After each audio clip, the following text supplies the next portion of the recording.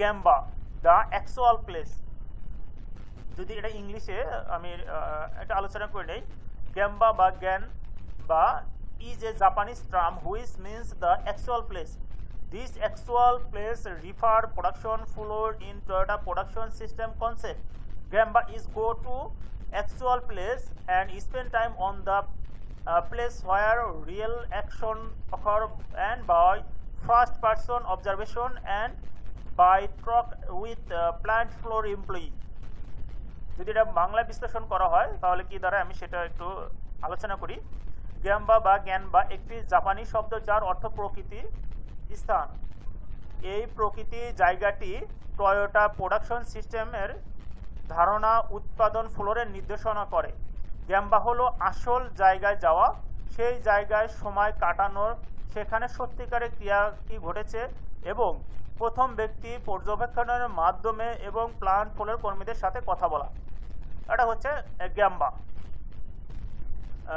6 নম্বর যেটা ছিল হেইজুনকা level scheduling. এটা যদি বাংলা হেইজুনকা কিন্তু একটা জাপানি ওয়ার্ড, আমি যদি ইংলিশ ট্রান্সলেট করি আমাদের সেটা দাঁড়াবে লেভেল শিডিউলিং। লেভেল শিডিউলিং কিন্তু খুব গুরুত্বপূর্ণ একটা বিষয়।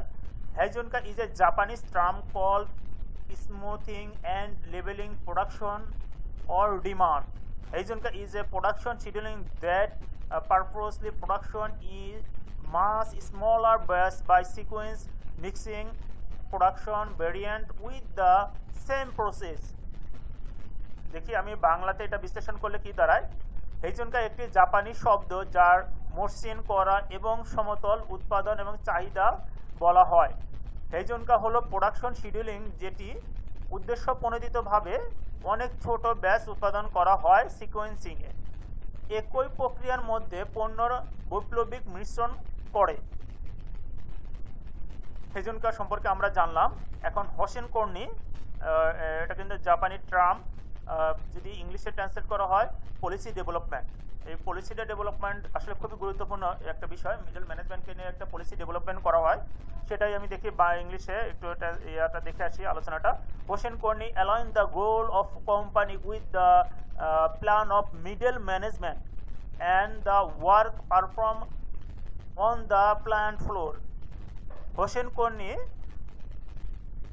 কোম্পানির লক্ষ্যগুলির মধ্যম ব্যবস্থাপনার পরিকল্পনা, ভালোভাবে আপনারা বুঝেন। হোসেন কর্নি কোম্পানির মধ্যম লক্ষ্যগুলি মধ্যম ব্যবস্থাপনার পরিকল্পনা, মধ্যম মিডল ম্যানেজমেন্টটাকে ব্যবস্থাপনার পরিকল্পনা করে প্ল্যান্টের মেঝেতে সম্পাদিত কাজের সাথে এদের সম্পৃক্ত বা সারিবদ্ধ করে। আমরা সবাই হোসেন কর্নি বুঝেছি। এখন আমার অষ্টম যেটা ছিল জিদোকা অটোমেশন, এটা কিন্তু জাপানি একটা term. Jidoka is the idea that a manufacturer should design equipment to partial automation the manufacturing process. Partial automation is typically much less expensive than full automation. বিষয়টা আপনারা কিন্তু ভালোভাবে বুঝেন। And to automatically stop when defects are detected.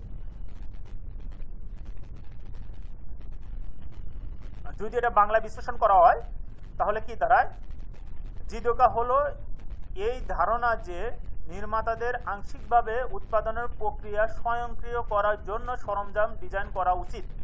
আংশিক স্বয়ংক্রিয়তা সাধারণত সম্পূর্ণ অটোমেশনের তুলনায় অনেক কম খরচ ব্যয়বহুল